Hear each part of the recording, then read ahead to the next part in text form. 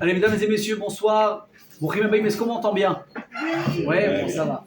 Brouchim Habayim, on remercie comme d'habitude le Rav Avner, Freddy Ayakar, Toda Rabba à la colle.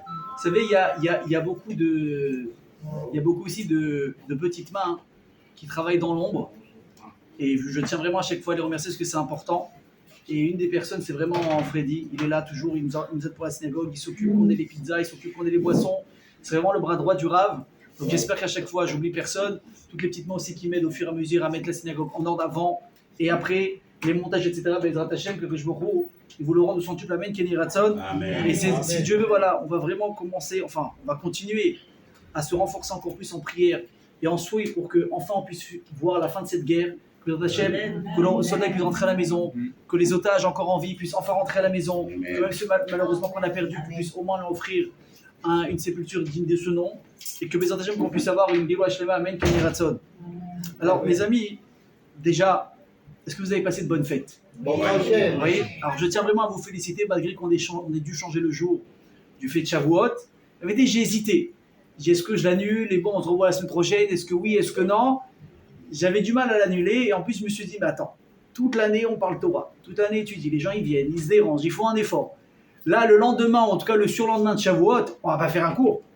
C'est pas possible. Donc vraiment, même si on est un peu moins nombreux que d'habitude, parce que voilà, les gens dès qu'on leur décale un petit peu le planning, il y a aussi des gens qui ont d'autres choses à faire, c'est comme ça. En tout cas, je dis vraiment quoi la cavate de celui qui a fait l'effort. Et comme j'ai l'habitude de dire, quand on a un certain nombre d'habitude et qu'on arrive à un moment donné, on est moins nombreux, le mérite de tous ceux qui sont absents, il est directement pour ceux qui sont présents. Donc Bezrat Hashem, je pense que c'est un très bon départ pour Shavuot.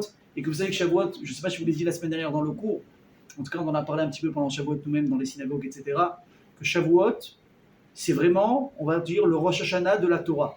Ça veut dire, autant Rosh Hashanah, Kippour, etc., sur quoi on prie? Sur la parnassa, sur la vie, sur la santé, etc. À quel moment est-ce qu'une personne elle peut vraiment demander à ce que Hachem lui donne de la force pour la Torah? C'est à Shavuot. Je pense que je vous l'ai dit. Une dame qui veut avancer dans la Tzniut, dans la Kedusha, un homme qui va avancer en Torah, Shabbat, plein de choses, et qu'il a du mal toute l'année, c'est quand le moment où Hachem il peut lui donner les forces d'arriver à ce qu'il a envie d'accomplir mais qu'il n'y arrive pas, c'est Shavuot. Donc au plus près du Shavuot comme on est aujourd'hui, de rajouter comme ça une couche, et on va essayer de comprendre ensemble qu'est-ce qu'on a fait à Shavuot. Parce que le cours de la semaine dernière c'était préparation à Shavuot, mais maintenant ça va être bon, on a passé Shavuot, mais qu'est-ce qui se passe? C'est bien, il y en a qui ont fait la veillée, il y en a qui ont fait une partie, il y en a qui l'ont fait entièrement, il y en a qui ont prié honnête, il y en a au moins ils sont partis à la synagogue, ils sont partis à des cours de Torah, je suis sûr que chacun fait quelque chose de particulier, de supplémentaire, c'est magnifique. Mais maintenant, il faut comprendre, mes amis, qu'est-ce qu'on a vécu? Et surtout, avec quoi on reste? Et qu'est-ce qu'on est censé faire maintenant? Parce que très souvent, quand on a un moment très important qui arrive, voilà, on a fait pendant 49 jours le Homer, tous les jours on a compté, on s'est préparé, on arrive, on fait les veillées, etc. Quand on arrive au top, à un moment donné, on a attrapé ce qu'on a attrapé, mais finalement, quand l'événement est passé, on a un petit peu l'impression d'être dans le vide. D'un coup, vous dites ça redescend comme ça. Qu'est-ce qu'on fait? Qu'est-ce qui se passe maintenant? Qu'est-ce qu'on est devenu? Qu'est-ce qui a changé en nous? Et Rabbi Bémet, c'est une question qui est intéressante, parce que peut-être la chose la plus importante pour un être humain dans la vie, vous savez ce que c'est? C'est son indépendance. Ce qui a peut-être de plus dur pour un employé, c'est qu'il a quelqu'un sur la tête. Oui ou non? C'est comme ça. Proposer à quelqu'un, bon après je rassure, hein, pas tout le monde est fait pour être patron, pas tout le monde est fait pour être chef d'entreprise. De volonté, mais aussi de capacité. Il y a des gens qui veulent pas. Il y a des gens qui veulent pas. Il y a des gens qui veulent pas, des gens qui sont pas faits pour ça. Tu dis moi, donne-moi ma petite paye tranquillement tous les mois, j'ai pas de casse-tête. C'est quoi la différence entre un employé et un patron? Normalement, quand c'est bien fait, un employé il se finit à 18h, à 6h moins 5, il est déjà en train de payer ses affaires pour qu'à 0,0, il soit déjà dehors. Un patron, digne de ce nom, quand toi t'es parti 18h, il est encore au bureau jusqu'à 21h. Donc il te dit écoute, moi j'ai pas besoin de ça, j'ai pas envie. Mais si tu veux voir quelqu'un, tu lui dis, tu sais quoi, regarde, je vais te tripler ton salaire. Tu auras des gens qui vont t'aider à travailler. Tu n'auras personne qui va dire que ce que tu fais, c'est toi qui décides de tes vacances, tes temps de présence, etc. Tu veux ou tu veux pas? Le mec, il va peser le pour et le contre. Si ça vaut le coup, il va dire quoi? Bien sûr que je prends. Pourquoi? Parce que ça fait 20 ans que j'ai des patrons sur la tête, j'en peux plus. Regardez par exemple, on ne va pas parler ni de politique ni d'histoire, mais en gros, la guerre Ukraine-Russie, qu'est-ce qui se passe? L'Ukraine, elle vivait pas si mal que ça. Sous décision de Russie, etc. Mais quoi? À un moment donné, ils veulent être tranquilles, ils veulent être atzma, ils veulent être indépendants. Et sur quoi on arrive finalement? On arrive à une guerre. Pourquoi? Parce que faites ce que vous avez à faire jusqu'à aujourd'hui. Continuez à suivre nos ordres à nous la Russie et tout se passera bien. Non, on ne veut plus. À partir du moment où on veut être indépendant, ce pays nous appartient, c'est comme ci, c'est comme ça. On est prêt à déclencher des guerres pour créer notre indépendance. Alors, Abota, ici, c'est ça, la nature de l'être humain. Moi, je ne comprends pas. Qu'est-ce qu'on a fêté dimanche et lundi? Dimanche soir et lundi, du moins. On a fêté quoi? Chag HaShavuot. C'est quoi Chag HaShavuot? C'est qu'on est devenu officiellement écoutez bien le terme, les Avadim, les esclaves d'Akadosh Baruch Hu. Les gens, ils se battent une vie entière pour avoir leur liberté. On a aboli l'esclavage aux États-Unis. On a aboli tout ce qu'il y avait de pas normal. Pourquoi? Pour que les gens puissent jouir d'une certaine indépendance. Et nous, qu'est-ce qu'on a fait? En 1 mois et demi de la sortie d'Égypte et jusqu'à Shavuot à l'époque, là, un petit peu, la seule fois où on a goûté un petit peu à ce que c'était enfin la libération, l'indépendance totale, on l'a troqué en une phrase, Naaseh Venishma, et c'est fini. On est redevenu des esclaves. Maintenant, quel esclave? Un esclave, en général, quand il est esclave, c'est son corps qui est asservi. Il doit travailler, il doit servir à droite, à gauche. Mais son esprit, il peut être libre, il peut penser à ce qu'il veut. Il peut réfléchir de la manière dont il veut, il peut voir la vie comment il veut. Mais regardez un juif. La Torah elle te dicte ce à quoi tu dois penser. Comment tu dois penser? Ce que tu peux voir, ce que tu peux dire et pas dire. On a le droit de faire du lachon hara? Non, pourtant c'est la vérité. Tu peux pas, tu dois te taire. Tu as envie de regarder quelque chose d'intéressant dans la rue? Attention, cette femme est tsnoua ou pas? Tu peux pas la regarder. J'ai envie de manger quelque part, tu peux manger n'importe où? Ça aussi tu peux pas. Il n'y a pas plus esclave et ligoté, mes amis, qu'un juif. Je ne sais pas si vous êtes au courant, mais si vous n'avez pas remarqué, je vous annonce. On est vachement limité dans notre corps, dans notre esprit, dans nos yeux, dans nos oreilles, dans nos bouches, alors qu'on avait le choix quelque part de refuser. Rappelez-vous ce qu'on a dit, que quand il a dit à Farlemar et Gigit, quand il a retourné la Torah, il leur a dit soit vous acceptez, soit vous mourrez. C'est après que nous, on avait déjà dit à l'époque, Naaseh Venishma. Donc c'est-à-dire qu'on l'a accepté. Mais est-ce qu'on a compris ce qu'on a accepté? Non. Maintenant, si je vous dis, bon, je vous décris le tableau comme on est esclave, on est assujetti, etc., etc. Normalement, on devrait être très malheureux, très mémourmar. Comment on dit mémourmar en français? Aigri. On ne devrait pas être heureux. Pourtant, tu vois un feuge dans la rue, en général, il a le sourire. Il vient à la synagogue, il met son plus beau costume, les dames, elles se maquillent, elles mettent leurs talons, elles viennent avec plaisir. Oui ou non? Tu vas au resto, même si ça coûte un peu plus cher parce que l'entrecôte là-bas, sur le port, bah, ça coûte 25, chez les juifs, ça va coûter 37. Tu payes quand même avec le sourire et tu vas kiffer, tu vas faire ton resto plus que ça. C'est quoi le vœu le plus cher d'un juif? C'est de voir ses enfants non seulement continuer dans le derrière de la Torah, mais même carrément de les dépasser, oui ou non? En général, quand les choses sont bien faites, mes amis, c'est ce qui se passe. Les enfants vont dépasser les parents. Et très souvent, vous voyez, c'est même les enfants qui vont ramener même leurs parents à faire teshuva, qui vont les ramener à la Torah, qui vont les amener d'un coup à manger kasher, d'un coup à faire attention à la vaisselle, à commencer à faire Shabbat, etc., etc. Et vous avez même des Baal et Tchouva eux-mêmes. Des gens qui ont à peine entendu qu'ils étaient juifs un jour, peut-être. Bon, c'était quoi? Peut-être des juifs de Kippour et encore, Brit Mila et c'est tout. D'un coup, le type, un jour, il se réveille, il commence à venir à la synagogue. Il vient comme ça, il se met dans un coin, il met une petite kippa comme ça, vous savez, les kippas en plastique là. Comme ça, elle tient même pas. Un talit, il sait pas comment ça se met, les tefilines, j'en parle même pas. Et il est là, comme ça. Il attend, il vient une fois, 2 fois, 3 fois, il commence à venir au cours, il commence avec le rabbin. D'un coup, il vient du short, il passe au pantalon parce qu'il commence à faire un petit peu cavodo vacances. Mais il avance. Monte. Excuse-moi. C'est vrai que tu es obligé de le faire parce que tu es un juif. Mais personne n'est venu te chercher. Personne ne t'a envoyé ta parole en disant hey, il faut que tu fasses tes chouvas. Personne ne t'a envoyé un recommandé. On t'a pas menacé de mort. Imaginez Birklal, les convertis, les guérim, les ribon chez l'homme. D'où ils sortent ces. Moi j'appelle ça ces héros. D'où ils viennent? Vous savez, j'ai lu quelque chose de magnifique. J'ai oublié au nom de qui, la semaine dernière, sur d'où ça vient la neshama d'un guerre, d'un converti ou d'une convertie. Vous allez tomber. Alors avant ça, j'ai lu quelque chose de très beau. Comme on sait, quand on était en Mitzrayim, il n'y a que 1/5 des Juifs qui sont sortis d'Égypte, n'est-ce pas? Les 4/5 sont restés. Pourquoi? Parce qu'ils ne voulaient pas sortir, parce qu'ils avaient peur de sortir, parce qu'ils disaient non, attends, t'es tranquille. Moi, le désert, l'inconnu, là aussi, aujourd'hui, je prends sur la tête. C'est vrai que c'est l'esclavage, mais au moins, je sais ce que j'ai. Laisse-moi tranquille. Donc, il y en a qui ne sont pas sortis. J'ai lu un très beau Chaval, j'ai oublié celui qui a écrit ça, au nom de qui je l'ai lu, et qui dit tu sais ce que c'est aujourd'hui les Neshamot des guéris, des convertis? Ils font partie des personnes à l'époque de Mitzrayim qui voulaient sortir. Mais pour une raison ou pour une autre, qui n'ont pas eu le courage, qui ont été influencés, peut-être menacés par l'entourage, la famille, la pression sociale, etc. Et finalement, qui n'ont pas eu le courage de sortir et qui sont restés sur place. Mais l'un des chamans au fond d'elles, elles criaient à la vérité, elles n'ont pas eu cette chance. des années plus tard, le Nitzot, cette étincelle, il se réveille et il revient vers le Ham Israël. C'est incroyable. Un juif, c'est un juif, les amis. Un juif, c'est un juif. C'est magnifique ou pas? Donc, la question, elle est, mais qui est-ce qui va pousser ces gens à faire ce retour à la Torah? Cet investissement à la Torah, et surtout, comme on l'a dit, de se menotter à la Torah. T'imagines? Quand tu n'es pas religieux, même si évidemment, chaque avéra que tu fais, c'est une avéra. Elle m'a la saute. Mais peut-être que tu n'es pas au courant, peut-être que tu ne sais pas. Tu vis le matin, tu n'as rien à faire. Tu es tranquille, tu es libre d'aller où tu veux, manger où tu veux. Je parlais avec quelqu'un tout à l'heure qui fréquente une personne qui commence un petit peu sa conversion, etc. Je lui dis, tu dois parler avec elle de manière très directe et ouverte pour lui faire comprendre vers quoi elle va. Une personne qui n'a jamais connu le judaïsme et qui veut devenir juif, c'est un sacré changement. Il y a les parents. Ça va rester ses parents, qu'on le veuille ou pas. Elle va vouloir voir sa mère, cette personne. Elle va vouloir voir son père. Alors ok, aujourd'hui elle est en Israël, etc. Mais quand elle va vouloir aller, je sais pas moi, à Nîmes ou à Paris, où là-bas il n'y a rien, dans l'endroit où ils habitent, il n'y a rien, il n'y a même pas une mezouza, une porte. Comment elle va faire pour manger?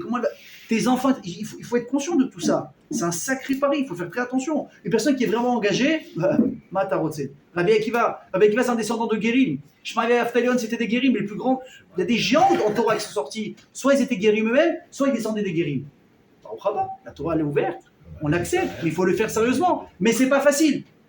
Parce que c'est vrai qu'une personne de passer à je vais n'importe où dans le monde, je peux manger n'importe où, kiffer, aller où je veux. Ah maintenant, attends, quand tu pars, vérifie, est-ce qu'il y a un kasher là où je vais? Est-ce qu'il y a un bet rabat? Est-ce qu'il y a une synagogue? Est-ce qu'il y a quelque chose? Maman, est-ce que l'hôtel où je vais pouvoir posséder de Shomer Shabbat là-bas? Hein? Migvé. Bon, la guide que tu choisis tes périodes, tu n'auras pas besoin d'un migvé. Ok, on va dire ça tu peux encore éviter. Mais tu arrives maintenant, tu veux faire un week-end. Imagine, tu arrives maintenant, tout l'hôtel il est automatisé, à chaque fois que tu bouges un pied, il y a une lumière qui s'allume. Comment tu fais? Moi, je me rappelle une année, on était jeunes, je sais pas, j'avais peut-être 18 ou 20 ans. On était partis faire du vin en Espagne pour je sais pas si vous connaissez Laura Wolf, le Dayan Amsterdam. Ouais. On était partis, super machin, on avait travaillé. Maintenant arrive Shabbat, on avait une galère dernière minute. Je vous la fais en gros, on est arrivé, nos valises elles sont pas arrivées. Elles sont arrivées que vendredi. Toute la bouffe qu'on avait achetée avec nous, forcément elle avait tourné au bout de 3 jours. Finalement, on devait passer Shabbat avec une autre équipe de Mashgirim. Et eux, ils avaient de la nourriture pour passer Shabbat, sauf qu'eux aussi, ils ont payé leurs valises, donc personne n'avait de nourriture. Qu'est-ce qu'on fait? On a eu ça, et bien sûr, quand est-ce qu'on a la nouvelle? Vendredi matin, sinon c'est trop beau, c'est trop facile. Et tu commences à appeler, machin, etc. On voit, Rachem, Shmorotam, on voit des Chabad qui sont dans la ville de Valencia, Valence en Espagne. Mais bon, 2 heures de route de là où on est. Ah bon, la galère. Et Shabbat, ils rentrent dans 2 heures. T'imagines ou pas? Bon, que mon Dieu me pardonne, j'espère qu'il n'y a pas les flics qui vont écouter. Rabotaille, file de gauche, 180, 200 pendant 2 heures, j'avais pas le choix. J'ai dit, c'est simple, soit je vais arriver, ils vont me retirer le permis, soit je vais aller en tôle, il va se passer quelque chose. Bon, Rachid, il n'y a eu ni problème de voiture, ni problème de poing, ni la tôle, et tout s'est bien passé. On a eu le temps d'arriver. Ma parole, hein, on a trouvé un hôtel. On a posé les valises, maintenant, va expliquer toi, le petit Marseillais, en espagnol avec un anglais que tu parles comme le petit nègre, que tu es juif, que tu es Shomer Shabbat, qu'il te faut une clé normale et pas une clé magnétique, et que la lumière et que machin, maman. Bon, évidemment, on s'est arrangé. Mais c'est une vraie galère. Donc imagine le type, il est là, il veut partir aux Bahamas, il peut partir aux Maldives, il peut aller là, il peut aller partout, mais on te dit ça, attention, là tu peux pas aller là-bas, attention à Vodazara là-bas. Maman, laisse-moi tranquille. Et nous, qu'est-ce qu'on a fait? On se rappelle, on commence à respirer, on dit tiens, ça nous a manqué d'avoir un hall, un joug sur la tête et on va courir. Donc Rabota, il faut comprendre que ce qui s'est passé, c'est pas normal. Elle dit l'Agma dans ma Masechet Ketubot, le nom d'un grand tzaddik, un grand qui s'appelait Rabbi Yehoshua ben Lévi. Écoutez-lui ce qu'il dit sur le corps de la Torah. Machiz Rabbi Yochanan, j'avance, je remonte un petit peu dans la Gemara. Il dit Rabbi Yochanan, Izaharu mizvuvim shenagu bechole ra'atan. Machalat she'chin mesukenet ou medabeget. Elle dit faites attention aux mouches qui ont touché des personnes atteintes d'une maladie, le shrin. Comment on dit le shrin en français? Non, comment on dit le shrin? Non, c'est pas la lèvre. Shrin, c'est les pustules. Ce qu'ils ont eu en Égypte, quelque chose comme ça sur la peau, quelque chose qui peut être très contagieux. Elle dit faites attention, parce que si ces mouches-là, les ulcères, si vous voulez, si ces mouches-là ont touché des gens comme ça, elles peuvent vous transmettre déjà le microbe, ne vous approchez pas d'eux. Ok. Regardez, vous avez compris pourquoi j'arrive là. Rabbi Zera, il te dit, Moi, quand je vois quelqu'un qui a atteint cette maladie, je ne passe même pas sur son passage parce que le souffle, quand il respire, ça peut être aussi être contagieux. Tu as compris que tu as mis 20 mesures de sécurité. Rabbi Lazare, il te dit, moi je ne rentre même pas dans leur tente. Rabbi Aviv et Rabbi Assi, ils te disent que s'il y avait une petite impasse dans laquelle les gens ils vendaient des œufs, d'accord, donc les œufs qui se protégeaient, il y a une coquille, mais que là-bas il y avait des gens qui étaient atteints de maladie qui vivaient, je mangeais même pas les œufs, je les achetais pas. Rabbi Yehoshua ben Levi, qu'est-ce qu'il faisait? Il disait, écoutez bien, non seulement il s'approchait de ces gens-là, il s'asseyait avec eux, il les prenait dans les bras, il leur enseignait la Torah. Dis-moi, mais tu es fou? Il dit, moi je suis fou. Il dit, vous n'avez pas compris, la Torah, elle a une force de protéger même des maladies. Dis-moi, j'ai pas peur. C'est-à-dire, la Torah, elle peut te protéger de ne pas être malade. Ça, c'est le corps de la Torah. Ça, c'est Rabbi Yehoshua ben Levi. Qu'est-ce qu'il dit le même Rabbi Yehoshua ben Levi? Il y a marqué dans Masechet Avot, Bechol yom yotzet bat kol meha chorev. Chaque jour, il y a une bat kol. C'est quoi? Une voix divine qui sort de Chorev. C'est quoi Chorev? C'est le Har Sinaï. Ou machezet. Et elle proclame Oy lahem la biriot me'alvona shel Torah. Malheur aux Juifs qui, entre guillemets, qui font honte à la Torah, à la tristesse de la Torah. Pourquoi? Ça veut dire que si tu as la Torah et que tu ne l'étudies pas, tu lui fais de la peine. Et attention, parce qu'elle va t'en vouloir. Pourquoi tu me laisses comme ça? Pourquoi tu t'occupes pas de moi?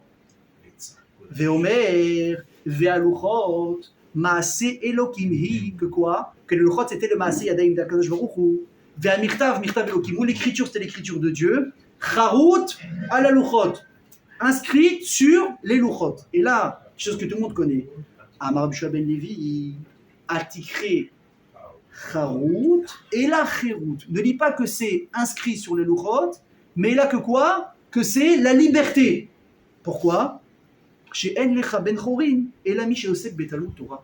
Que quelle est la personne qui est véritablement libre? C'est celui qui étudie la Torah. Alors, le titre, il est magnifique. Mais quand tu ouvres le livre de Torah, tu as tout à part la liberté. Il faut arrêter. Ça fait du bien. Ça fait du bien, mais est-ce que ça s'appelle que vous êtes libre? Non.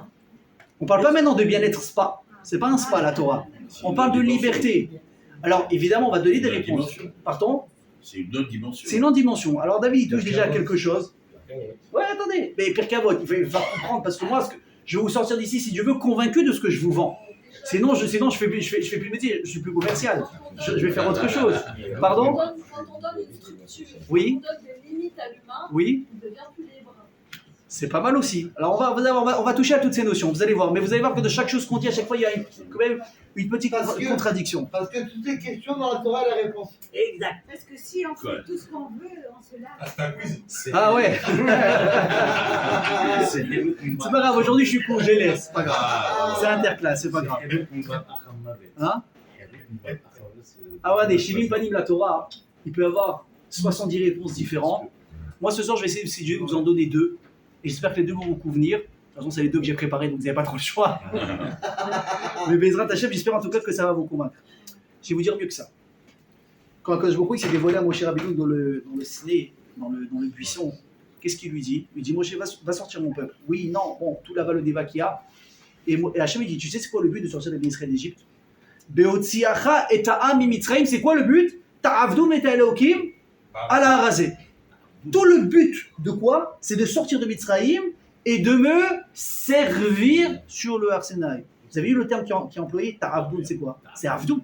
C'est ce qu'il y a, donc Hachem, il n'est pas en train de jouer au coup de bluff et à la fin il nous surprend. Ah, vous avez cru que vous allez en vacances, Club Med, non, rac, vous reprenez le placar. Il dit non, je vous annonce la couleur. Vous sortez, c'est pour sortir des esclaves de Paro et devenir mes esclaves à moi. À tel point, qu'est-ce qu'a dit la Torah? Dans Parashat Mishpatim, là-bas on parle de toute la notion d'esclavage chez les Juifs. Et dit que si, à l'époque, il y avait la notion encore d'esclavage, qu'une personne qui avait volé, etc., qui n'avait pas de quoi rendre, il se vendait en esclave chez la personne à qui il avait volé pour travailler, et avec le, entre guillemets, l'argent qu'il ne gagnait pas, il remboursait comme ça, avec, on va dire, des travaux forcés, d'intérêt général, appelez ça comme vous voulez. Celui qui l'a volé, qui ne pouvait pas rembourser. Jusqu'à combien de temps on pouvait être esclave maximum? 6 ans. Quand arrivait la 7e année, normalement, il était automatiquement libre. Et attention, hein, on demandait aux propriétaires de leur envoyer avec des cadeaux, et merci pour tout ce que tu as fait, etc.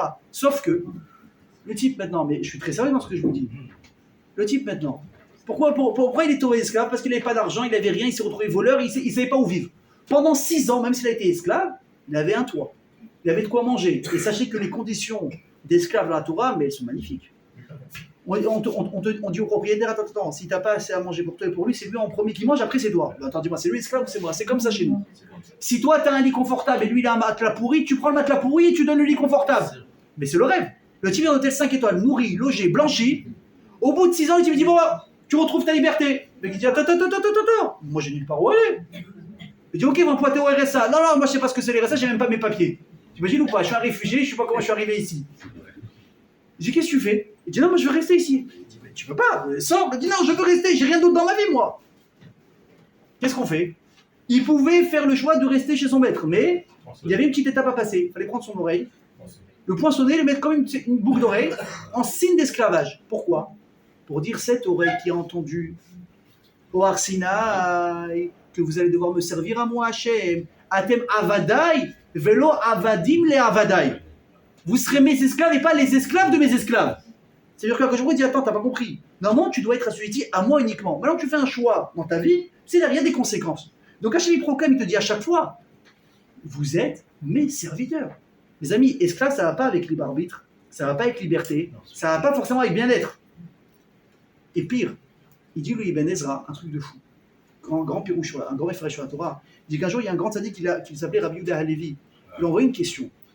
Il lui a dit, est-ce que tu peux m'expliquer pourquoi, quand Akadosh Baruch Hu, il s'est dévoilé au Ham Israël, t'imagines, première apparition officielle de Dieu à l'être humain de manière aussi spectaculaire.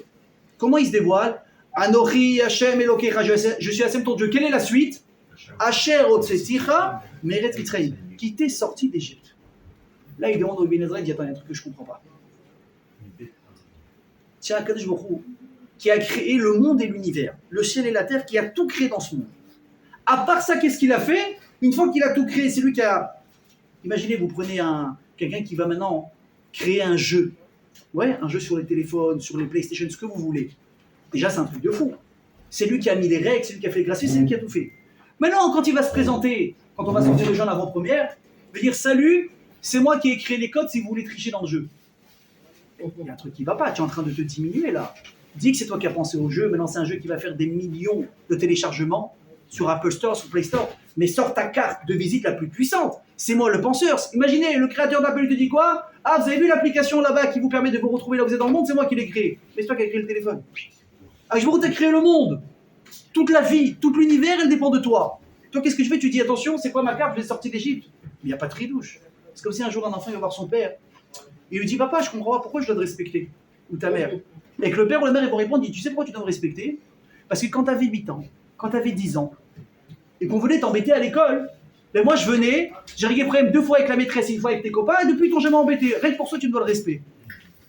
Ben, elle est bidon, c'est bidon comme réponse. Dis-lui, mais mon fils, ma fille, tout ce que tu es aujourd'hui, c'est grâce à moi. C'est nous qui t'avons conçu. Si nous on n'avait pas été là, toi tu n'aurais pas été là. Tu sors la grosse carte. Hachem, lui, qu'est-ce qu'il fait? Au lieu de se dévoiler au monde en disant je suis Akadosh Baruch Hu, le maître du monde, qu'est-ce qu'il fait? Je vous ai sorti d'Égypte. Il dit, oh Vénéra, je comprends pas. Réponse du Vénéra, Rabota, il est extraordinaire. Parce que Dieu l'herbe. Parce que quoi? Dieu l'herbe. Dieu l'herbe. Dieu il est âme. Ah, Dieu il est âme. Alors, si c'est comme ça, mais on dit rien, je suis Hachem ton Dieu. Mais si tu sors une raison, sur une bonne raison. On en a pour te convaincre, non, Peter? Ouais. Tu l'as dit toi aussi, Naaseh Nishma War Sinai. Ouais. Réponse. Il dit, les Vénéra, extraordinaire. Il dit, comprenez bien quelque chose. C'est vrai que Maaseh Bereshit, c'est incroyable. Évidemment. Quand tu lis un peu la Torah, tu dis, c'est pas possible. De rien, on est passé à tout ça. Mais, est-ce que quelqu'un y a assisté? Est-ce que quelqu'un peut être témoin, pas que je me fous de ce qu'il y avait avant et ce qui s'est passé après? Personne. Ça veut dire que tout ce qu'on croit jusqu'à aujourd'hui sur Maaseh Bereshit, qu'Hachem il a créé, qu'il n'y avait rien avant, ça repose sur un mot qui s'appelle la Emouna. On croit simplement que Akadosh Baruch Hu, il a créé le monde et qu'on lui doit tout. Mais si on vous demande à vous, vous avez des preuves? Il dit lui Ibn Ezra, quelqu'un il va dire, mais pourquoi tu es attaché à Hachem? Qu'est-ce qu'il a fait pour toi? Il t'a créé le monde, tu as des preuves? Il dit, j'ai peur que les gens ils vont mettre les mains sur la bouche en disant, on n'a pas de Corée. Donc qu'est-ce qu'il a fait Akadosh Baruch Hu? Il a dit, non, on va faire quelque chose de mieux. On va laisser passer 2000 ans d'histoire, c'est pas grave. Et je veux dire, c'est pourquoi tu dois me respecter, c'est qui je suis, Anochi Hashem Elokecha, Asher Otseticha Meret Mitzrayim. Ça tu l'as vécu.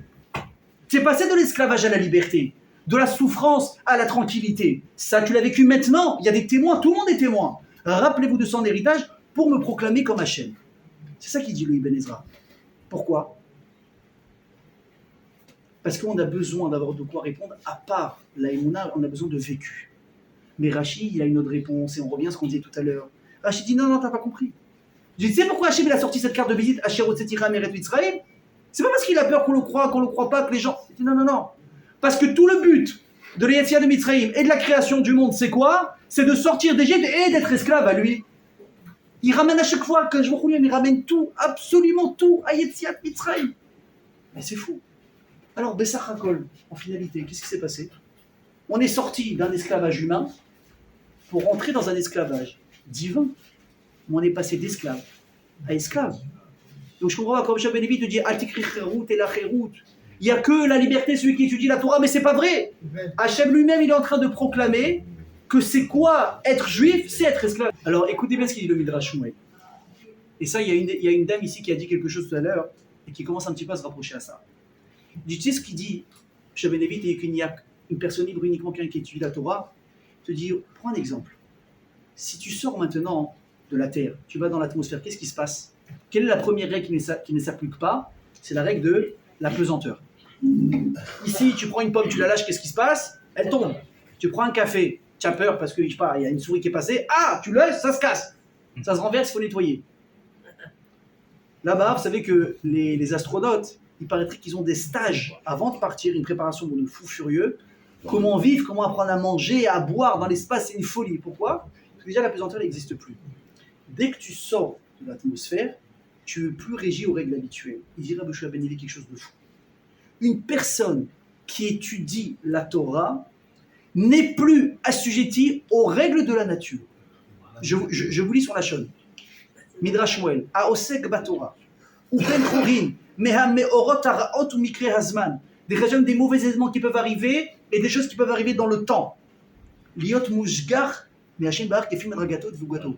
Plus une personne elle est investie dans la Torah, et puis il bénéficie d'une protection qui l'élève au-dessus des lois de la nature. Qu'est-ce qu'on dit à chaque fois? On dit En Mazal, les Israël. On dit que le Mazal, Israël, il n'est pas maintenant assujetti à tout ce qui sont les Mazalot et les astres, etc. Pourquoi? Parce que Hachem dit, t'as pas compris. Il y a le monde, il y a la vie, il y a des règles, c'est vrai, mais il y a la Torah. Comme on l'a dit la semaine dernière, qu'est-ce qu'il a fait pour créer le monde? Il a regardé dans la Torah, entre guillemets, il s'est inspiré, il a créé le monde. Et dit, le monde, il va fonctionner en fonction de la Torah. Combien de fois on a vu des gens, je vous ai raconté des fois plein d'histoires, dont la semaine dernière, etc., des gens qui étaient chas shalom, condamnés à perdre leur métier, leur travail, parce qu'ils simplement ils voulaient être shomer Shabbat, parce qu'ils voulaient gagner leur argent de manière honnête. Maintenant, c'est où ça où tu perds ton job? On va te menacer, c'est soit tu travailles Shabbat, soit tu es licencié en 2025, ou soit à l'époque tu étais prêt à mourir. Tu vas mourir si il n'y a pas de shomer Shabbat ici en Sibérie, dans les camps, etc. Il y a des gens qui ont dit on va retenir. Il y a eu des miracles. Le gars, il a dit ok, tu es dispensé de travailler. Mais comment c'est possible? Parce qu'une personne qui applique la Torah, écoutez bien, il dit c'est quoi la chéroute, c'est quoi la liberté? Tu es libre, tu es détaché des câbles et des règles de l'humanité et de la nature. Il dit ça, tu peux avoir uniquement quand tu étudies la Torah. Une personne est capable de s'élever et d'avoir une proximité aussi proche d'Hachem uniquement à travers la Torah. C'est pas possible différemment. Je veux dire quelque chose. Très souvent, une personne elle veut se rapprocher d'Akadosh Baruch Hu. Alors, il va faire des petites choses. Il va commencer à faire Shabbat. Il va commencer à manger kasher. Il y en a qui vont dire fais des doutes, c'est très bien. Mais c'est quoi vraiment le vrai lien avec Akadosh Baruch Hu, Rabotai? Il y a une seule chose, c'est le limoud à Torah. D'ouvrir une Gemara et d'étudier, d'ouvrir un Chumash et d'étudier, d'aller à une conférence de Torah. Rabotai, ça s'appelle Torah net. Ça, c'est ce qui va transpercer ton corps, qui va rentrer jusqu'à Taleshema et qui va établir la connexion directe entre Akadosh Baruch Hu et l'être humain. Il n'y a pas d'autre manière, c'est pas possible. Tu peux vouloir jusqu'à demain être juif, grandir en Torah. Si à un moment donné, tu ne relèves pas tes manches et tu ne te mets pas au travail, tu vas avoir des lacunes que tu ne pourras jamais passer si tu ne dis pas la Torah. C'est comme une personne te dit, moi je voudrais bien être Shomer Shabbat. Comment tu fais? Je sais qu'il faut acheter une plata. Je sais qu'il ne faut pas allumer de feu. La télé sur minuterie, oui ou non, à vérifier. Je vais à la synagogue samedi matin, j'ai fait un Shabbat. Est-ce que tu as été Shomer Shabbat? C'est très possible que oui. Mais qu'est-ce qu'il y a fait dans le Mishnah Berurah, dans la Hagdama, dans l'introduction? Il dit, sachez une chose, c'est très simple. Une personne qui n'étudie pas les halachot de Shabbat, qui ne va pas voir un Rav qui lui dit, Rav, est-ce que ça c'est Moutar ou Assour Shabbat? Est-ce que je peux faire ça? Est-ce que je peux faire ça? Qui ne va pas à des cours de Torah, qui vont parler de Chod Shabbat. Écoutez bien, il dit, Vadaï, que tous les Shabbats, il est Mechal el Shabbat sans le savoir. Tu ne le sais pas, mais tu transgresses Shabbat tous les Shabbats. Pourquoi? Parce que tu ne sais pas, toi, dans ton intellect, qu'est-ce qui est autorisé réellement Shabbat et qu'est-ce qui est interdit. Et moi, quand j'étudie ça, je me dis, mais il y a même l'inverse. Des fois, il y a des gens qui ont grandi, sans connaître la halachot, et parce qu'ils ont eu peur de mal faire, ils ont interdit plein de choses. Ça, on peut pas, ça, on peut pas, ça, on peut pas, ça, on peut pas, ça, on peut pas. Mais quand tu étudies la halakha, tu te rends compte quoi qu'il y a plein de choses qui sont autorisées. Mais tu te les as toujours interdites de peur de mal faire. Donc le fait d'aller à la source, de chercher, de s'informer, de renseigner, ça te donne la vraie possibilité de savoir qu'est-ce qui est autorisé, qu'est-ce qui est interdit. Qu'est-ce qu'il veut Hachem, qu'est-ce qu'il veut pas Hachem. Ça, c'est, Rabotai, la première couche de la réponse. Mais dit le Tiferet Israël, il rentre encore plus en profondeur dans cette réponse. Il dit on peut pousser ça à un niveau encore différent. Il lui dit, tu sais ce que c'est la réelle liberté? C'est de libérer l'être humain de ses propres menottes et de ses propres limites. Pourquoi? Il dit, écoutez bien ce qu'il dit. Il dit parce que l'être humain, il est établi naturellement d'une manière où ce qu'il veut c'est quoi? C'est faire ce qu'il y a de mieux pour lui. C'est l'égoïsme, c'est le profit, c'est vouloir se donner envie et pouvoir accomplir tout ce qu'il a envie de faire. Sauf que la Torah dit, mais mon coco, tu ne peux pas tout faire. Tu as envie de manger, est-ce que tu peux manger où tu veux, ce que tu veux? Absolument pas. Est-ce que tu peux te battre avec n'importe qui? Absolument pas. Mais comment est-ce que moi je vais réussir maintenant à arriver à aller contre ma nature? Vous avez déjà vu une personne, comme on dit en hébreu, qui est chador matara, il veut absolument atteindre un but, mais essaye de le déranger au passage. Il va te frapper. Il ne peut pas. C'est pas possible. Une personne qui est assujettie à ses pulsions, essaye maintenant de lui parler que ça tu peux pas, ça tu peux pas, il va dire t'es gentil, pousse-toi sinon ça va mal finir entre toi et moi. La Torah Rabotai, c'est la seule qui est capable de t'apprendre comment tu peux être cholette, comment est-ce que tu peux te maîtriser à toi-même. Prenez un exemple. Vous avez déjà posé la question, à quoi ça sert Shabbat? À quoi ça sert Shabbat? Être connecté avec Hachem. Vous avez entendu ce que l'a dit la dame? Être déconnecté. Ça veut dire, écoutez bien, une personne, je parle même pas maintenant des non-juifs, je parle même des juifs, les pauvres qui n'ont pas le plaisir de vivre et de kiffer le Shabbat. Le Shabbat, des gens, ils pensent que c'est vraiment un hall. Une personne qui sait vivre son Shabbat, mes amis, écoutez bien ce que je vous dis, il comprend qu'est-ce que c'est, l'équilibre, de retrouver une fois dans la semaine la normalité dans sa tête, la proximité avec la famille et le bonheur, sans être maintenant inquiet. Le téléphone, les messages, j'ai pas rappelé, j'ai pas relancé, j'ai pas ci, j'ai pas ça. Moi, je me rappelle quand j'étais plus jeune, je voyais des gens qui travaillent, des chefs d'entreprise, des avocats, des journées de fou. Je me rappelle quand il y avait, vous vous rappelez en France qu'on avait 2-3 jours de fête qui se suivaient, aujourd'hui en Israël, c'est pratiquement pas possible. Le seul fois où on peut avoir 2-3 jours de fête, c'est quand tu as un Shabbat qui va précéder Rosh Hashanah ou qui va le suivre. Rosh Hashanah, c'est la seule fête en Israël où on fait 2 jours. Mais vous vous rappelez en France ou pas? 2 jours, 3 jours, il fallait faire les repas à l'avance, et messieurs les escaliers, les synagogues. On était KO, tout le monde était KO. Oui ou non? Oui, Shavuot, mais eux, ils ont une coupure de Shabbat. Ils ont fait 2 jours, ok? Moi, après, j'avais dit à quelqu'un, j'étais vieux, j'ai dit, oui, la vérité, 3 jours, c'est un peu long quand même. C'est un peu lourd. La maison, la sina, la maison, tu manges, tu dors, tu te réveilles, tu te trucs. J'ai dit, c'est un peu long. Le mec, il m'a dit, j'ai pas compris à l'époque. Il m'a dit, mais tu rigoles? Il m'a dit, c'est des vacances pour moi. Mais c'est la liberté. Pourquoi? Mais tu sais ce que c'est pour moi de savoir que même si je veux, je peux pas allumer mon téléphone pendant 3 jours. J'ai pas de mail à checker. J'ai personne à relancer. J'ai pas le stress qui m'a répondu l'autre avocat et que je dois relancer lui, je dois signer ce papier. Il m'a dit pendant 3 jours, il y a rien. Mais c'est le kiff. Tout à coup, dans la folie de la semaine, tu t'assois vendredi soir, tu vois ta femme. Tu vois des enfants très souvent que tu n'as pas vu de la semaine entière. Toi-même, tu sais plus à quoi tu ressembles. Tu vois, je me dis, maman, la tête. Mais où tu étais pendant une semaine? Je sais pas. Shabbat, c'est le seul moment qui te permet de retrouver un équilibre entre le travail et la famille. Et maintenant, on continue. La Shemitah. Quoi ça rime, la Shemitah? Vous savez qu'en Israël, je parle. 6 ans, on peut travailler la terre. La 7e année, on ne peut plus rien toucher. Ça pousse comme ça pousse, on y a ce qu'il y a. Les gens peuvent venir prendre ce qu'ils veulent. Tout est FKR, tout est libre, etc. Pourquoi Hachem a fait ça? Hachem veut te montrer, rappelle-toi mon coco. À part ça, c'est aussi un petit peu le message de Shabbat. 6 et 7. Que quoi? Que toute ta vie, tu travailles en te persuadant ou en oubliant à un moment donné que c'est toi qui ramènes ta parnassa. Je veux que tu te rappelles de temps en temps que celui qui te donne la parnassa, ce n'est pas toi, c'est moi. Rabotai, vous savez qu'à chaque fois, quand je donne un cours, je dis ouais, c'est vrai. Quand ça me touche à moi, j'ai un moment d'hésitation. Imaginez, vous avez l'habitude de travailler avec quelqu'un pendant 6 mois, 1 an, 5 ans, 10 ans. Soit c'est votre employé, soit c'est votre associé, et c'est grâce, entre guillemets, à votre collaboration que vous faites votre oseille. Et vous vivez, Baruch Hashem, bien grâce à ça. Maintenant, tu vas à des cours de Torah, le Shabbat, le Rosh Chodesh, ce que tu veux. Et on te rappelle tant, vous savez, celui qui donne la parnassa, c'est pas l'homme, c'est Hachem. Ouais, c'est vrai, c'est vrai, c'est vrai. Du jour au lendemain, hein, ou bien tu as une période qui commence un petit peu à être compliquée dans ton travail, ou avec ton associé, ou avec tes fournisseurs, l'homme chané ou tes clients, là tu sens que le vent est en train de tourner. Tu te dis, lui s'il me lâche, j'ai plus de chiffre d'affaires. Alors tant que c'est pas fait, tu te renforces en Emouna, IEBCD, Rakoletova, si pas lui, il y en aura un autre. Tu vois que la date d'expiration du contrat commence à s'approcher, que le type il n'a pas renouvelé les accords, tu le relances, il ne répond pas, je sais pas, je suis en train de réfléchir. Le mec en général, tu sais qu'il va te planter parce que d'habitude c'est lui qui te court après 2 mois avant pour te renouveler le contrat. Là tu dis bon, si Dieu veut, Hachem, je sais qu'il me fait une petite feinte, mais avant que l'autre il va me planter, je vais avoir un autre client encore plus gros, un plus gros poisson, il va signer. Sauf que finalement, tu arrives le jour, ton client il t'a planté, ton fournisseur il ne veut plus te fournir, tu n'as trouvé personne d'autre, et là ton chiffre d'affaires du jour au lendemain il se divise par 2, par 3, par 4. Écoutez-moi bien, sur place, tu as deux possibilités de réaction. Soit le type tout de suite, c'est Tisha B'Av, il pleure, il est sous antidépresseur. Soit tu as celui qui va tenir un jour ou deux. Et il te dit quoi? Parce qu'il a écouté du cours du Rav Arouche et tout, il est très fort. Sur YouTube, il est très fort. Pas le Rav Arouche, celui qui écoute. Hein.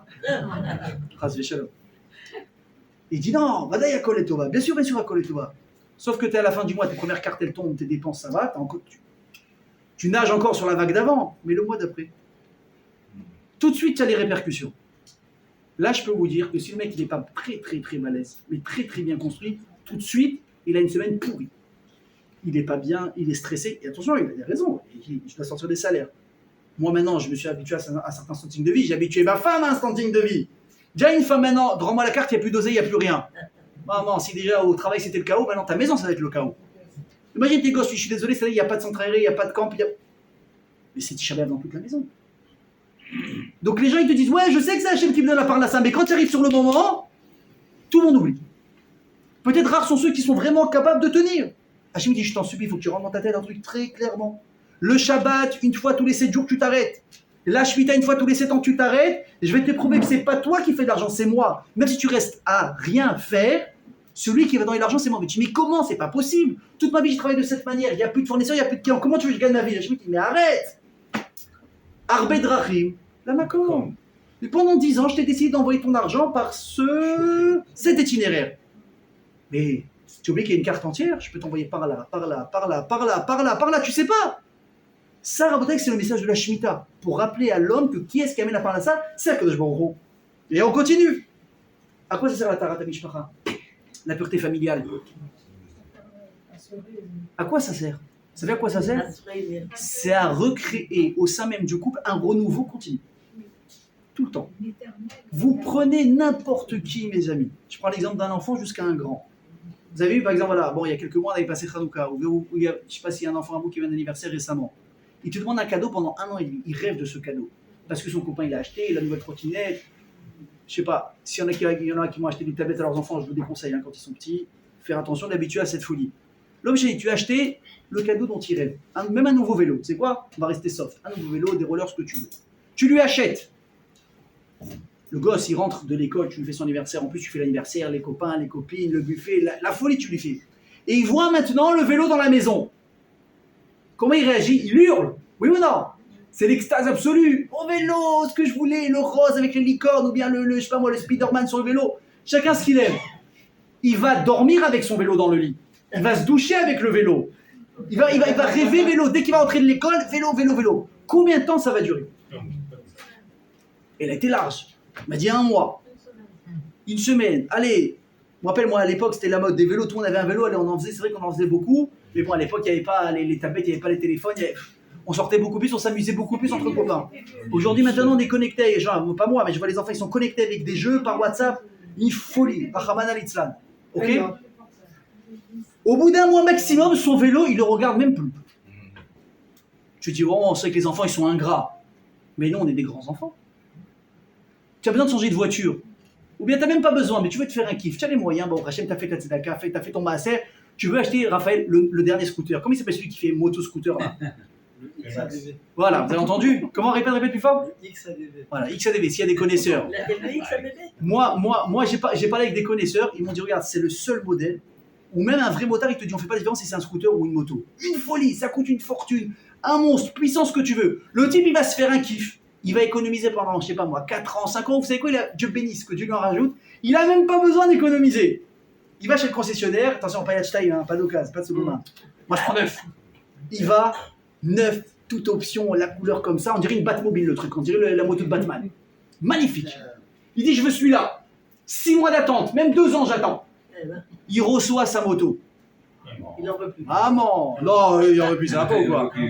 Hein, une folie, une folie. Si sa femme elle est gentille, il dit bon, j'accepte de faire un tour avec toi, sinon il dit non, t'es gentil, moi je monte pas sur ça. Il va, il appelle ses potes, il va frimer, il fait des photos, il fait des selfies, Instagram, les WhatsApp, il kiffe.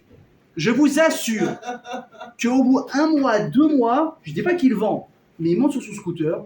C'est pareil pour une nouvelle femme. Il n'y a plus d'électricité. Ben, ça va dépendre de toi, mon ami. Ça va dépendre de toi. Rabotaille, le mariage, c'est exactement pareil.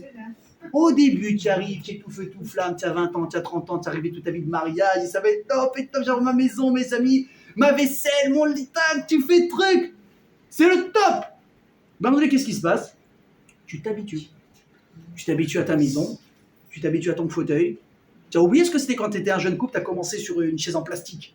Et tu as économisé pendant 2 ans pour acheter une salle à manger. Et tu as économisé pendant 2 années pour acheter un salon. Quand tu as reçu le salon, tu as l'impression d'avoir eu une villa. Mais c'est juste un fauteuil à 1000 €. Mais pour toi, c'était Eldorado l'histoire. Et à un moment donné, tu t'assois sur ton fauteuil, ben, ça reste un fauteuil. Mais Rabotaille, c'est pareil avec les êtres humains. Au début, tu trouves ta femme la plus belle, la plus gentille, ton mari, c'est le plus beau. Il n'a pas de cheveux, mais c'est pas vrai, il a une crinière, tu vois tout. C'est magnifique ce que tu vois. Mais le temps, il passe. Et à un moment donné, ta femme, tu la vois, tu dis, bon, bah, ouais, il y a mieux, quoi. Et tu vois ton mari. Et tu vois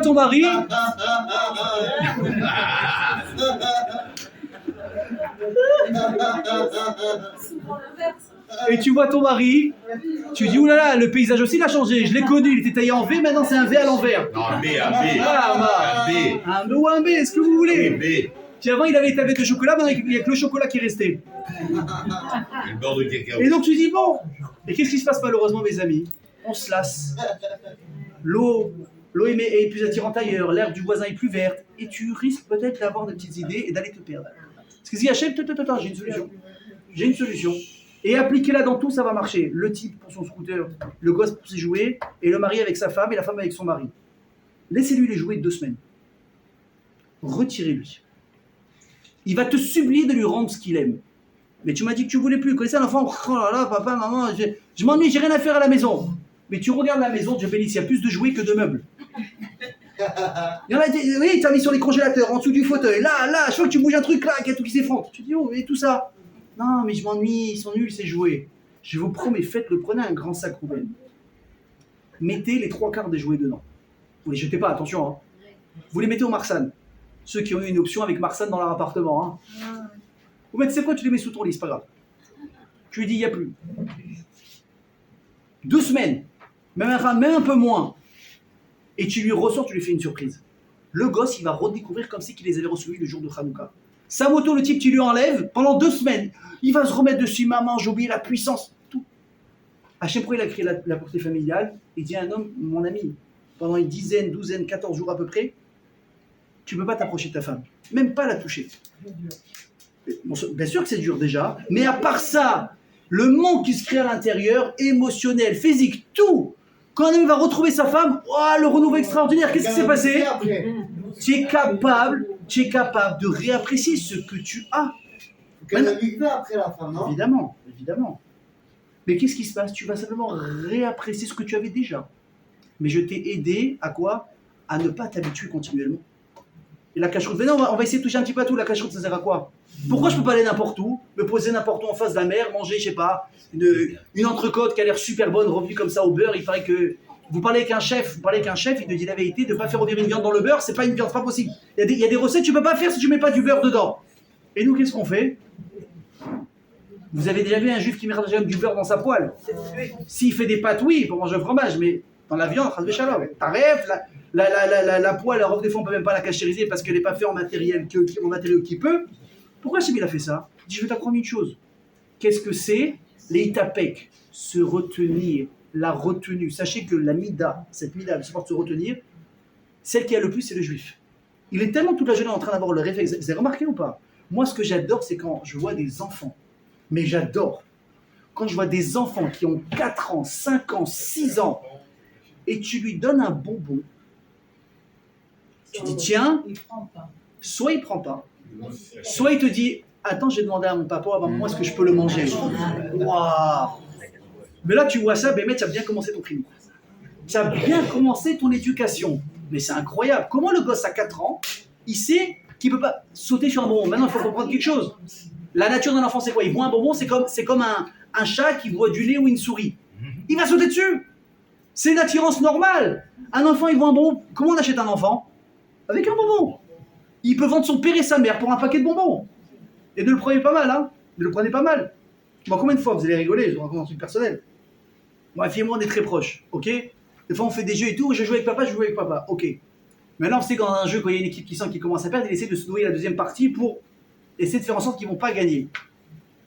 Maintenant, un adulte aussi, tu peux le soudoyer. Mais les enfants, qu'est-ce qu'on fait? C'est quoi les cartes de papa? C'est pas un poker, hein, c'est à une, je vous rassure. Il dit, je dis pas. J'ai dit très bien. Et qu'est-ce qu'il lui dit l'autre? Je te donne un bonbon. Non, je dis pas. Je te donne 2 bonbons. Ah, d'un coup, tu sens une hésitation dans le gosse. Tu vois, tu dis, hé, tu vas pas me balancer. Mais papa, elle m'a promis des bonbons. À quoi ça tient? À rien. Et pourtant, à 4 ans, le gosse, il est capable de dire quoi? Je sais pas si je peux manger. Maman. Depuis petit. Il y a un grand, il grandit. Tu vois, on fait un resto. Attends une seconde, il a été au-delà de cache-route. Attends une seconde, la Théouda, c'est quoi? Ça, c'est quoi? Tu vas dans le monde, il y a un bête rabat, vous mangez cachère. Il faut attention le lait et la viande. Quand tu vas inviter quelqu'un, tu sais pas chez qui tu vas. Tu sais, moi, là, je vous pose la question. Vous faites attention à la cache-route à la maison? Vous avez 2 vaisselles. Vous achetez les légumes, vous achetez la viande là où il faut. Tu poses la question. Sarah Botaï, c'est le corps de la Torah. Il t'apprend, écoutez-moi ce que je vous dis, à te surmonter tout le temps. Qu'est-ce que tu peux, qu'est-ce que tu peux pas? Tu as envie de faire des choses. Tu as ton instinct naturel qui t'y pousse, mais tu apprends à quoi? À devenir maître de toi-même. Et ça, il n'y a que la Torah qui peut faire. Alors, cette réponse, elle est bien. Mais ça voudrait dire, écoutez bien ce que je vous dis, c'est vrai qu'on n'est plus esclave de nous-mêmes, on ne court plus n'importe où, on va plus n'importe où, mais tu deviens quelque part, alors à nouveau, l'esclave de Dieu. Tu fais ce que Dieu veut que tu fasses. Tu ne peux plus faire ce que toi tu fasses. Maintenant, c'est bien d'un côté. Regardez les gens dans le monde, écoutez bien ce que je vous dis. Regardez les gens dans le monde qui courent après l'argent, qui courent après la réussite, qui courent après le renom. Regardez les stars d'Hollywood. Vous voyez le festival de Cannes, tu as l'impression que c'est le Gan Eden dans ce monde. Ils sont beaux, ils ont des super costards, des robes qui coûtent des milliers de dollars, des chaussures, des bijoux, des mannequins, des hommes, des femmes, des petits fours, les photos. Tout le monde veut se les arracher. Ils sont tous sourires, ils sont beaux. Tu dis, mais c'est pas possible, ils ont tout. Quand tu parles avec des gens qui ont fait partie de ce public, tu dis, sache qu'ils sont tous camés, ils sont tous drogués, ils sont tous en dépression. Il n'y a pas un qui est vraiment heureux là-bas, c'est que du folklore. Tu dis, mais c'est pas possible. Mais comment c'est possible? Il te dit, c'est la vérité. Parce que dans sa vie, il n'a rien de concret. Donc si tu n'es pas capable à un moment donné de faire ce que Hachem te dit de faire pour ton bien, tu ne vas jamais vraiment goûter à ce que c'est la réelle liberté. Alors encore une fois, je vous dis, c'est bien.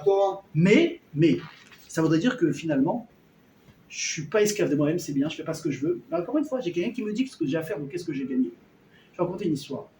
Est-ce que vous avez entendu un jour un rav qui s'appelle le Rav Elchanan Wasserman? Un géant en Torah. Un géant en Torah. Et comme beaucoup de Rosh Yeshiva, qu'est-ce qu'il devait faire de temps en temps? Il fallait chercher un peu D'argent. Ah ouais. Il faut faire tourner la baraque. La Yeshiva, il faut payer le manger, il faut payer l'eau, il faut l'internat, les professeurs, les rabbinim, les loyers, tout. Il dit ok. Je connais quelques personnes. Les États-Unis, j'ai racheté une bonne adresse pour ramasser des fonds, les États-Unis. Il prend son billet, on lui a recommandé quelques adresses, il y a la Shemiazo. Il va. Alors les gens, bien sûr, le reçoivent comme un roi, mamash, kavod ameler. Mais les gens, souvent, ils apprécient les rabbinim et la Torah, mais quand il faut mettre la main au portefeuille, c'est un peu plus compliqué.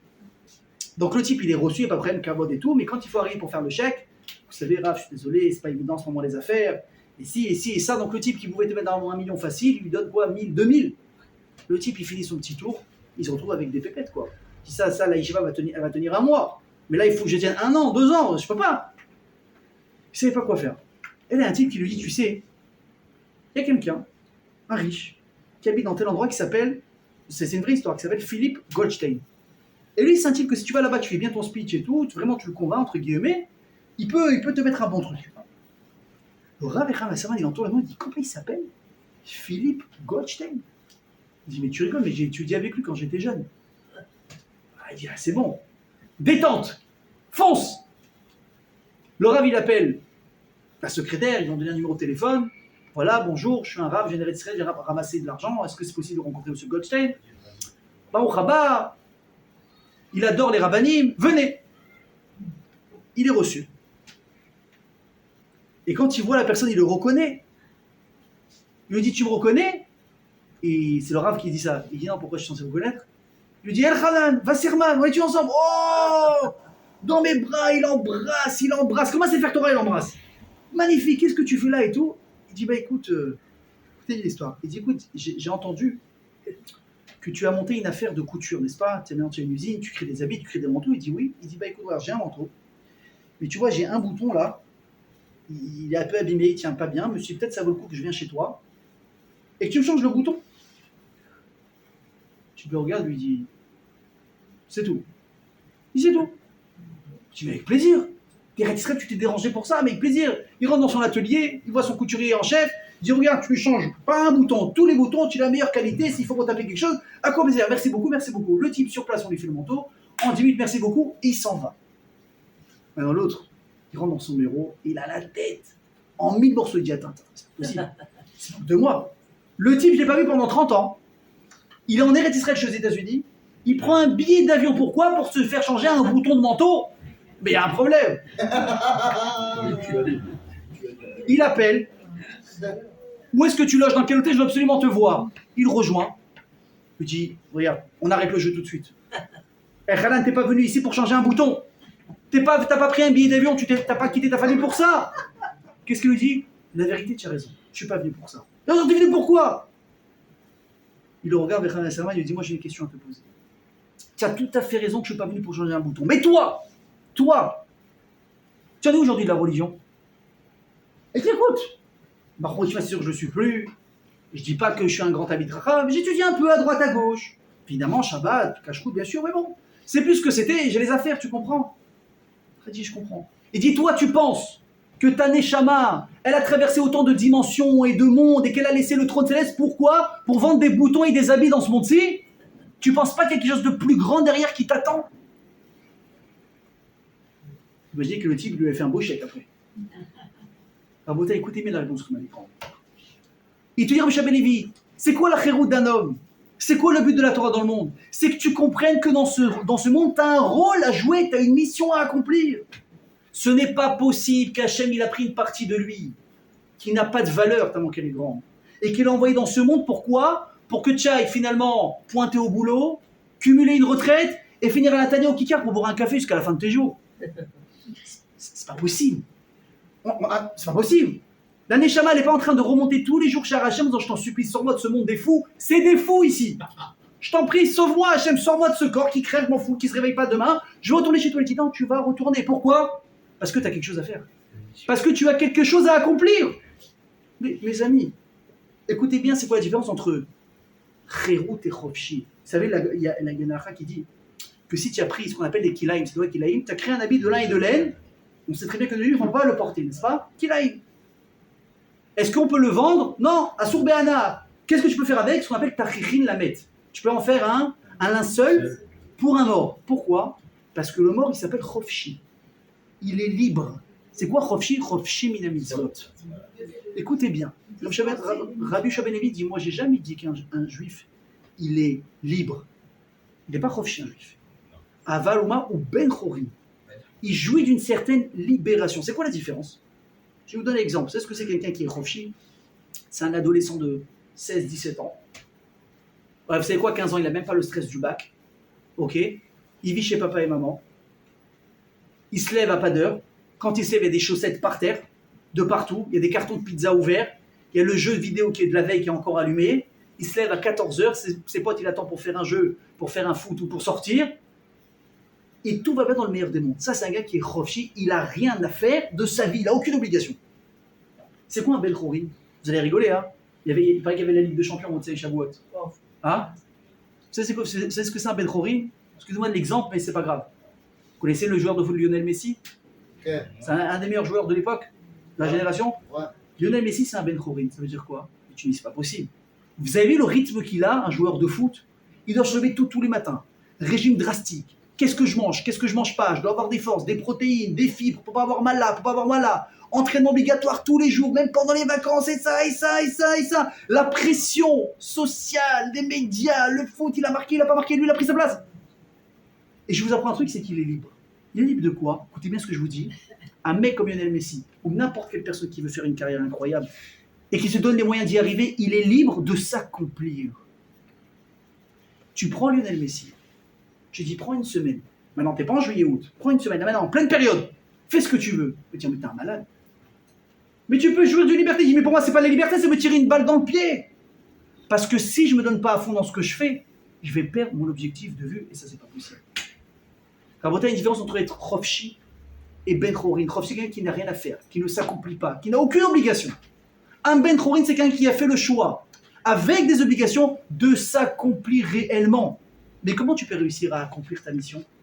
C'est uniquement la Torah qui peut t'aider. Attention, ne va pas à droite.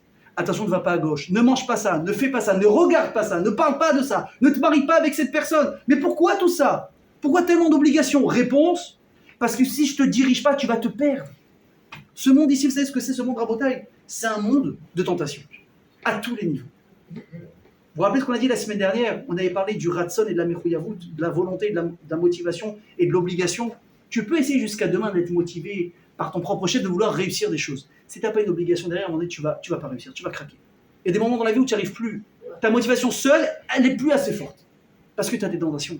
Parce que tu as celui qui t'appelle pour dire viens, on va jouer, viens, on sort. Tu dis mais non, baba, j'ai fait, tu vois, les boîtes, c'est terminé. D'aller manger n'importe où, c'est terminé. Mais si ça repose que sur toi, tu te perds. Si à toi te dit n'y va pas, de un, parce que tu n'as pas le droit, mais de deux, parce que tu es en train de perdre ici ta mission, il n'y a que la Torah qui peut t'aider. Mes amis, c'est ça ce qu'il te dira du Shabbat Nevi. Tu veux être un homme libre, c'est quoi un homme libre? C'est un homme libre de tes tentations. Un homme libre de tes pulsions. C'est impossible d'y arriver. C'est impossible d'être capable de dire ça, je ne fais pas. Mais d'arriver à une maîtrise de soi comme ça, je dis comme un enfant à 4 ans. Je ne parle même pas à 20 ans, 30 ans, quand tu as grandi toute sa vie dans la Torah. Tu lui dis, tu veux ça? Il peut en avoir envie. Imagine, je vous montre. C'est à la mode là dans les pâtisseries aujourd'hui, un trompe-l'œil. Vous savez ce que c'est? C'est quoi? Avant, tu voulais un fruit, t'achetais un fruit au supermarché, tu voulais un gâteau, t'achetais un fraisier. Aujourd'hui, ils t'ont fait quoi? Ils te font des fraises dans les pâtisseries, tu crois que c'est une fraise, mais c'est un gâteau. On appelle ça un trompe-l'œil. Des fois, tu vois des gâteaux, tu dis, c'est pas possible. Tu vois, le gars, il mange, ça a l'air bon, il te fait baver. Va à la pâtisserie. Au bout d'un moment, tu te rends compte que c'est pas caché. Sur place, il y a plein du gâteau. Mais comment tu es arrivé à ça? Comment les gens, ils font la queue pendant 3 heures pour acheter le gâteau? Toi, tu es venu, tu as pris un billet de train, tu as fait Marseille-Paris pour aller chez le plus grand pâtisserie non-juif qui s'appelle Cédric Grolet. Tu veux acheter ton trompe-l'œil, et au moment où tu as le déclic que c'est pas cachère, et que même dans le gâteau, il y a des notions de cachère et pas cachère, il y a des gens qui pensent que quoi? Mais non, le cachère, c'est que dans la viande. Ou c'est que peut-être de ne pas manger des fruits de mer. Bah, les fruits, il n'y a rien. La farine, c'est de la farine. Tu sais pas tout ça. Mais pendant que malheureusement pour toi, tu étais en route, tu as fait un Marseille-Paris, tu as mis un cours sur YouTube au hasard, on a entendu parler de la cacheroute, et là tu apprends que non seulement il y a des verres, tu peux pas manger. Tu arrives à Paris, tu es devant la pâtisserie, tu te rends compte que finalement le trompe-l'œil, tu peux pas l'acheter. Bon, c'est pas grave, tu as offert 50 € à Ouigo. C'est pas grave. Je peux pas acheter le gâteau. Mais les gens vont dire comme un fou, mais le type, il n'a pas fait 3 heures de route pour s'arrêter. Qu'est-ce qu'il répond? Tu dis, je suis libre de me maîtriser. Et ça, Rabotaï, la maîtrise de soi, c'est quelque chose qui n'a pas de prix. Et c'est impossible d'y arriver sans la Torah. Et ça, Rabotaï, c'est un Ben Chorin. Et c'est ça qu'on a dit la semaine dernière à Shavuot. Et c'est ça que dit Akadosh Baruch Hu. Vous allez me servir. C'est vrai, vous êtes entre guillemets mes esclaves. Mais en devenant mes esclaves, vraiment, vous devenez la meilleure version de vous-même. Et vous pouvez uniquement vous accomplir réellement dans votre mission que vous êtes venu accomplir ici. Entre nous, la vérité. À ce matin, on va tous finir là-haut. Vous imaginez pas que si on arrive là-haut et on nous apprend que tout ce qu'on a passé, les galères, les épreuves, les joies, les mauvaises joies, tout ce que vous voulez, que finalement tout ça, ça aura servi à rien parce qu'on a loupé l'objectif principal et qu'il faut tout recommencer. Je dis non, stop. Hachem, j'étais pas prêt, je savais pas. Mais tu avais tout pour savoir. Il fallait ouvrir un bouquin de Torah, il fallait écouter, il fallait se renseigner, il fallait t'informer. Tu aurais su quelle est ta voie, simplement en sachant où je vais pas, ce que je fais pas. C'est tellement simple. Vous savez, un jour, quelqu'un a posé une très belle question, on va terminer avec ça. On dit que Shavuot, c'était le mariage entre la Torah et le Ham Israël, d'accord? Mais dans la Kala, il y en a combien? On a une, c'est la Torah. Combien il y a les Tratanim en bas? Des millions. Tu dis, attends, je comprends, mais c'est qui le réel Khatan de la Torah? On ne peut pas se marier avec plus d'un homme, ça n'existe pas. Enfin, j'espère, oui. Tu dis, mais là, il n'y avait pas 2 prétendants, pas 3 prétendants, il y avait des millions de prétendants. Et là, on dit qu'il est entré dans le Israël, mais c'est qui son vrai mari maintenant? Dieu. Non, dit Dieu, il a marié la Torah avec le Ham Israël. Il dit, alors c'est qui? C'est qui le Khatan? C'est le Rav ce qu'il a répondu. Il a dit, tu sais, tu prends l'exemple. Tu es dans un mariage. Il y a plein d'invités. D'accord ou pas? 100, 200, 500, 1000 personnes. Tout le monde danse avec le Khatan, avec la kala. On dit, tu sais plus qui est qui. Comment tu reconnais à la fin c'est qui le Khatan? Et qui part avec. C'est celui qui prend la kala et qui la rentre chez lui à la maison. C'est lui le vrai Khatan. C'est qui le vrai Khatan de la Torah à la fin de Shavuot? C'est celui qui décide de prendre la Torah par la main et de la rentrer dans sa maison, de la rentrer dans sa vie. Ça, c'est vraiment un lien réel avec la Torah. De fêter Shavuot, c'est super. Vous avez mangé des gâteaux au fromage? Ouais. Magnifique. Ah, le whey, il a été extraordinaire. Vous avez vraiment magnifique. Il y en a qui ont mangé de la viande, c'est super. Vous avez fait la veillée, vous avez prié honnête, vous êtes des sadikim. Mais tu fais quoi le lendemain de Shavuot? La Torah, tu l'as laissée prise par quelqu'un d'autre, tu te dis, ah, papa, je veux ma part, moi aussi. Je la rentre dans ma maison. Je veux savoir comment on fait ci, je veux savoir m'améliorer. L'important de la synagogue, de la tzniou, des téphilines, de la cacheroute. Tu la mets dans ta maison, non seulement tu as accompli ton vrai mariage avec la Torah, mais surtout tu t'es assuré que tu es en train d'accomplir ta réelle mission dans ce monde, et c'est ça qu'on se souhaite à tous, Bezrat Hashem, de réussir à s'accomplir et de devenir, Bezrat Hashem, la meilleure version de nous-mêmes. Amen, Kenny Ratson.